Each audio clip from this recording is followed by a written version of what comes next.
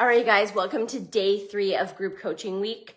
And today we are talking about social media and email marketing versus DMs. This is such a hot topic because everybody out there teaches and thinks, maybe I shouldn't say everybody, most people teach or think that they need to create this huge email list, they need to be on social media, that they need to learn about all the algorithms and all of that stuff in order to have a successful business. But the truth is you actually don't need to do either of those things in the same way that you've been told. So let's start with content, okay? Hey, Natasha, guys, if you're here with me live, jump in, say hello. If you have questions, drop them below. If you're watching the replay, let me know, all that good stuff. Hey, Sarah. So let's talk about content first, right? Typically, people think that they need to create a ton of content. Maybe you've been told you need to post 3 to 5 times a day, right? They need to create a ton of content, that they need to become a copywriter by writing these amazing hooks and these amazing posts with the specific wording and keywords and all of this stuff.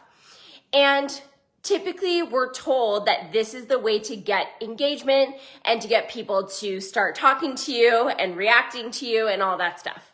Now, this is not untrue completely. This is definitely one way for you to gain a following, for you to connect with people. However, most people who are in coaching are not copywriters, and maybe they don't even want to be one, right?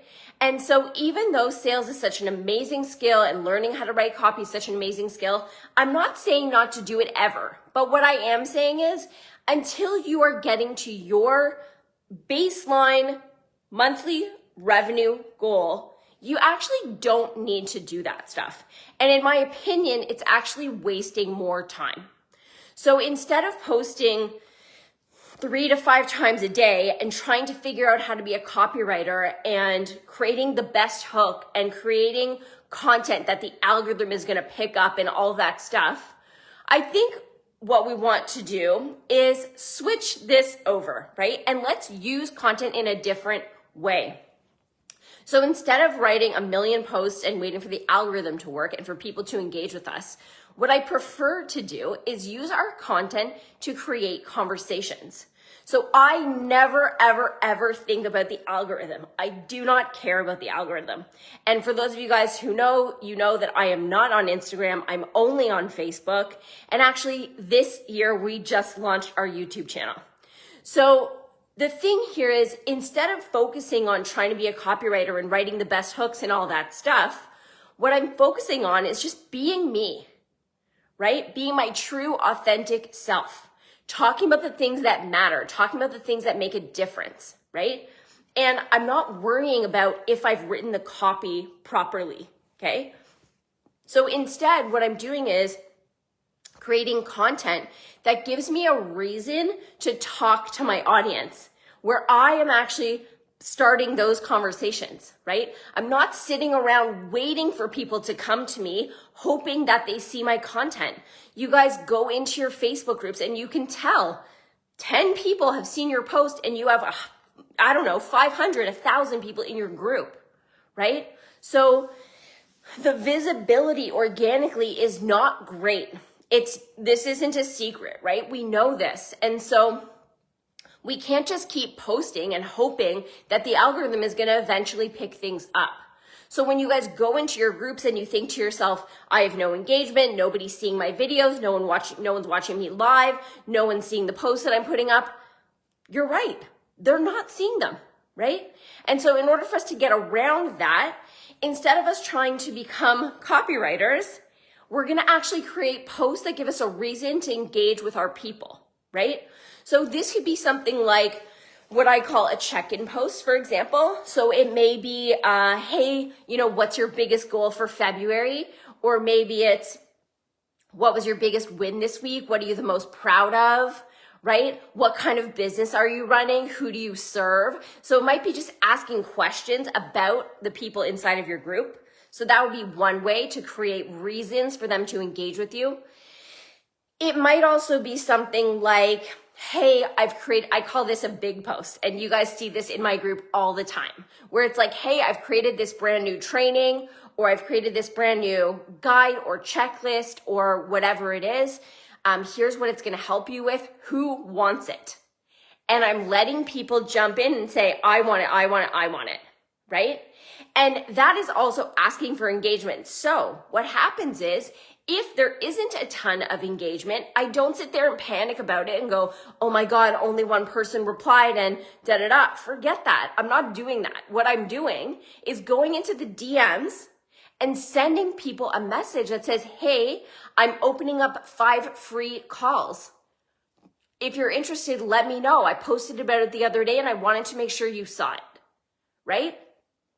Or I'm sending them a post saying, hey, my free workshop for X, Y, and Z topic is happening next week.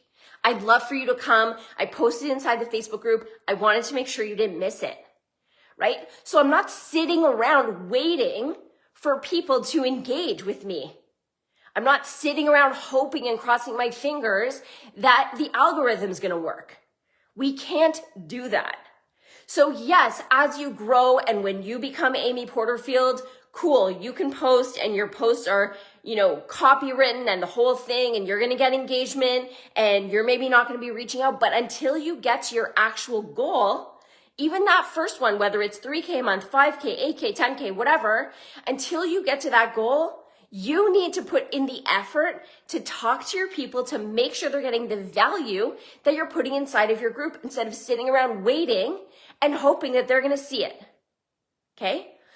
So this is a really big shift in how you think about your content. And the other thing that this does is it changes the amount of content you need to produce. So you might only post in your Facebook group and on your Facebook profile 3 to 5 times a week.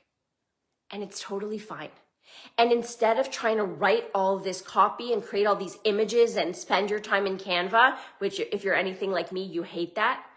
If you don't want to do that stuff, instead you want to be building really great relationships in the DMs.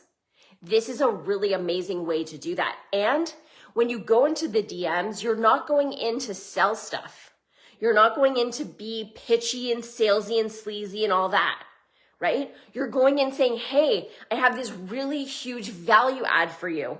Whether it's a training, a free call, a worksheet, a guide, a whatever it is, your assets. Now you have a really great reason to get in the DMs as well and help that not to feel icky, which a lot of you guys have some challenges with getting in the DMs because you've been sold to in the DMs so much. You've had people drop links in your DMs so much without your permission that you feel like you don't want to do that. But here's a really great way where you can actually get in DMs in a really authentic way, in a meaningful way, provide massive value, and then create the engagement, okay? So I want to know you guys. Obviously, I am sharing with a whole bunch of you right now. I can't see everybody who's on, but if you guys want to jump in the comments and let me know, is this part about the content making sense? How many of you guys feel relieved that you actually don't need to try to get the algorithm right? I want you guys to feel like you can just go in, post your content, be authentic. Obviously, we still want to talk about pain points and breakthroughs and what you've done and credibility and all of that stuff, but without worrying about if the algorithm's picking it up or not, okay? And then we're going to talk about email. So this is another thorn in my side because this happened to me when I first started back in 2013, 14. I was told I had to have an email list. I was told I had to run ads. I had to have all these fancy sales pages, blah, blah, blah. I did all the things. I didn't make money from it. All the money that I made was from direct connections and recommendations and referrals and all that stuff. So, I really want to encourage you guys to not get stuck creating an email list. So again, there's nothing wrong with doing it. And if you already have it, amazing, great, cool. But I want you to think about it in a bit of a different way. So while you are building it, I want you to think about it as a way to create connection, to build authority and credibility, to get people to know, like, and trust you, rather than trying to rely on it to help you make sales. Lots of talking. So building your email list in and of itself can be tricky. So in order to do that, you'd either need to be running ads, or if you're going to do it organically, maybe you are doing some posts about it and letting people opt into your lead magnet, whatever it is. Again, your workshop, your checklist, your worksheet, your video training, whatever. So you could do all of that work, and you could do all of the fancy sales pages and all that stuff if you want to, in order to help people get on your list. That's all good and fine. And at the same time, I want you to really think about what you're doing with it. So if we build this email list thinking, I'm going to be able to just sell in my sleep and everything's going to be automated, it's going to be all easy and whatever, I just want you guys to think about that again a little bit, because even when you have, let's say, 1,000 people on your email list, 1,000 people with a 20% open rate, which is about average these days, is 200 people opening. Now, of those 200 people opening, if you are putting in a link to book a call, the percentage is usually about 1 to 3%. So of 200 people who open, we're talking about 2 to 6 people who are clicking on the book call link, right? Or clicking on the link to join your workshop, or clicking on the link to do whatever you're asking them to do. And if you're sending them to a sales page, from the sales page, there's also going to be a very small percentage, like 1 to 3% of people who are going to actually buy from the sales page. So you can see that the numbers don't actually add up, right? So we want to make sure that if you are building an email list, by all means, do it. We have one. We are building it all the time. But we're making sure that the use of it is building connection, is building relationships, is helping people get to know, like, and trust you. We're not relying on it necessarily for sales, right? And as you grow that list, the sales will become more likely, right? Because the numbers are going to start to make more sense. But at the beginning, it's probably too small of a list. If you're under 1,000, under 2,000, your list is probably too small to really get the numbers that you need. The faster way for you to get clients is going to be through those DMs. So again, when you go back to your content, you are creating content for the purpose of being able to engage with your people. So it's not the waiting around and hoping people engage and that they comment and then you'll talk to them. It's creating those types of content pieces where you can reach out and you can add value in the DMs, and you can go and help somebody without feeling salesy, sleazy, whatever the word is that's in your mind, right? So again, if you guys want to be creating tons of content, cool. If you want to be building an email list, cool. I just want you to think about it a little bit differently, and I want you to think about the opportunity that you have to actually create content and emails that build relationships more than they do sell for you, okay? And in the end, by getting in the DMs, you're going to build those relationships much faster. So when you get, so I always say proximity wins. When you get someone more closely engaged with you, like in a DM or in a virtual event where you're on Zoom and you actually get to talk to them, those things are going to help you build a relationship faster, okay? And that's what we want, because the faster you build the relationship, the faster and more likely they are to convert. And so now, instead of having to have 1,000 people on my email list in order to make 1 or 2 sales or get 1 or 2 calls booked, I could easily get into the DMs with 100 people and book 10 or 15 calls, right? And of 10 or 15 calls, obviously, as you get a little more seasoned, you're selling, everything's cool. Maybe you're closing 30 or 40%. So if I can book 10 or 15 calls, let's say it's 15, now I'm closing 5 clients, maybe 6 clients, right? So it's going to be way faster for you guys to convert and find new clients when you do it through the direct messages compared to when you do it through your content and your email list. And so again, it's not to say that you shouldn't do those things. And if you are doing them, I don't want you to get off and go, oh my God, I shouldn't be doing that. I've wasted my time. She said I shouldn't do it. Like, don't worry, it's cool. I just want you to think about it differently, because now if you are creating content and you are creating emails all the time and you are, sending those messages all the time through email, not the direct messages, but sending email messages all the time, you may not be seeing sales. And if you aren't, then chances are you're getting frustrated because You've put all this effort into creating a lead magnet, creating opt-in and thank you pages, creating a sales page maybe, and you're not seeing the results. And so what I'm encouraging you to do is continue to do your email list if you already have it, continue to do your content if you already have it, but you want to make sure that you are also including the direct messages and you're creating content that's going to give you the opportunity to get in the direct messages so that you can create proximity to your people and be able to convert them into clients faster. Okay? Now, I hope that this was helpful. I know that it is against the grain. I know it is different than what most people are saying, but I am telling you that this is the number one way that we are getting clients even now, and that my clients are getting clients as well. It's by being in the DMs. It's by building authentic relationships. It is not by relying on content and algorithms and email lists, right? We're using those to connect. We're using those to get people to know, like, and trust. We're using those to build those relationships. And at the end of the day, yes, there are sales coming in that way, but the majority of the sales are still coming through the direct messaging system. Okay?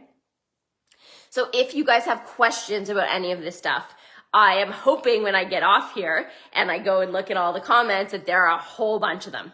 And let's keep this conversation going because it's really, really important that you guys get this because I want you to see momentum.